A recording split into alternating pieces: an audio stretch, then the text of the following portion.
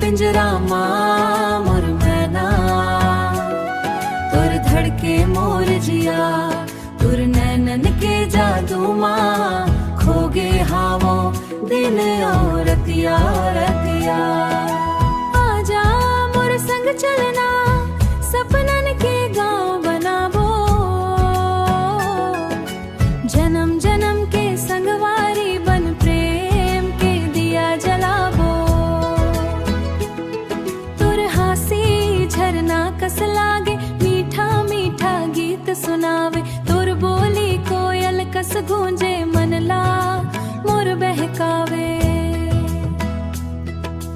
चंदा ले उजियार है चेहरा, फूल ले कोमल तुर बात, तुर संग बेताए हर पल्ला, रखूं दिल के पास। दिल के पिंजरा माँ मोर मैना, तुर धड़के मोर जिया, तुर नैनन के जादू माँ, खोगे हावो दिन और रतिया रतिया।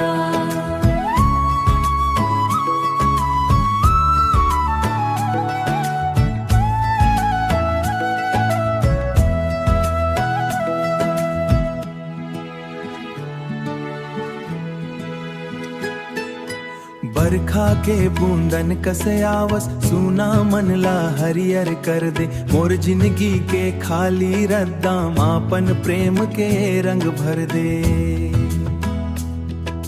हाथ माँ हाथ धर के संगी, दूर तलक रद्दा चलबो, सुख दुख के हर मोड़ ऊपर एक दूजे के संग रहिबो। दिल के पिंजरा माँ मोर मैना, अब तोर छे बसेरा, तोर बिना सूना लागे मोला जग के हर एक सवेरा। आजा मोर सपना बन के दिल माँ घर बना लेना, जन्म जन्म तक मोर संगवारी, मोला अपन बना लेना, जन्म जन्म तक मोर संगवारी, मोला अपन बना लेना।